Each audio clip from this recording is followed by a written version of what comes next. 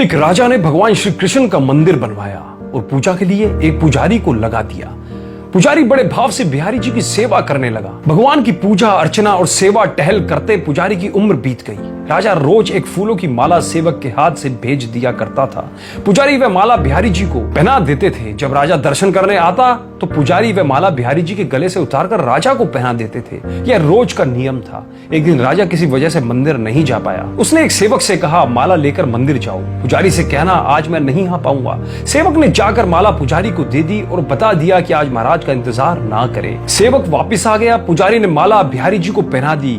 फिर उन्हें विचार आया कि आज तक मैं अपने बिहारी जी की चढ़ी माला राजा को ही पहनाता रहा हूँ। कभी ये सौभाग्य मुझे नहीं प्राप्त हुआ। जीवन का कोई भरोसा नहीं कब रूठ जाए। आज मेरे प्रभु ने मुझ पर बड़ी कृपा की है। राजा आज आएंगे नहीं तो क्यों ना ये माला मैं पहन लूं। यही सोचकर पुजारी ने बिहारी जी के गले से माला उतारकर स्वयं पहन ली। इतने में सेवक आया और उसने बताया कि राजा की सवारी बस मंदिर में पहुंचने ही वाली है। यह सुनकर पुजारी कांप गया। उसने सोचा, अगर राजा ने माला मेरे गले में देख ली तो मुझ पर क्रोधित होंगे। इस भय से उन्होंने अपने गले से माला उतारकर बिहारी जी को फिर से पहना दी। जैसे ही राजा दर्शन को आया तो पुजारी ने नियम अनुसार फिर से वह माला उतारकर राजा के गले में ही पहना दी। माला पहना रहे थे तभी राजा को माला में एक सफेद बाल दिखा। राजा को सारा माजरा समझ आ गया कि पुजारी ने माला स्वयं पहन ली थी और फिर निकालकर वापस डाल दी होगी। पुजारी ऐसा छल करता है यह सोचकर राजा को बहुत गुस्सा आया। उसने पुजारी जी से पूछा, पुजारी जी ये सफेद बाल किसका है? पुजारी को लगा कि अगर सच बोलता हूं तो राजा दंड दे देंगे, इसलिए जान छुड़ाने के लिए पुजारी ने कहा, महाराज ये सफेद बाल तो बिहारी जी का है। अब तो राजा गुस्से से आग बबूला हो गया कि ये पुजारी झूठ पर झूठ बोले जा रहा है। भला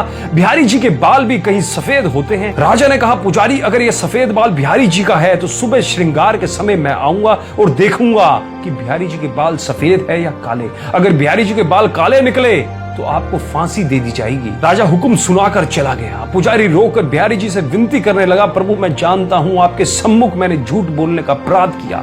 अपने गले में डाली माला पुनः आपको पहना दी। आपकी सेवा करते करते मैं वृद्ध हो गया। यह लालसा ही रही कि कभी आपको चढ़ी माला पहनने का सौभाग्य नहीं मिला। इसी लोभ में यह सब अपराध हुआ। मेरे ठाकुर जी पहली बार ये लोभ हुआ है और ऐसी विपत्ति आ पड़ी। मेरे नाथ अब नहीं होगा ऐसा अपराध। अब आप ही बचाइए, नहीं तो कल सुबह मुझे फांसी पर चढ़ा दिया जाएगा। पुजारी सारी रात रोते रहे। सुबह होते ही राजा मंदिर में आ गया। उसने कहा कि आज प्रभु का श्रृंगार वह स्वयं करेगा। इतना कहकर राजा ने जैसे ही मुकुट हटाया तो हैरान रह गया। बिहारी जी के सारे बाल सफेद थे। राजा को लगा पुजारी ने जान बचाने के लिए बिहारी जी के बाल रंग दिए होंगे। गुस्से में तमतमाते हुए उसने बाल की जांच करनी चाहिए, बाल असली है या नकली। तो अब समझने के लिए उसने जैसे ही बिहारी जी के बाल तोड़े, बिहारी जी के सर से खून की धार बहने लगी। राजा ने प्रभु के चरण पकड़ लिए और क्षमा मांगने लगा। बिहारी जी की मूर्ति से आवाज आई, राजा तुमने आज तक मुझे केवल मूर्ति ही समझा, इसलिए आज से मैं तुम्हारे लिए मूर्ति ही हूं।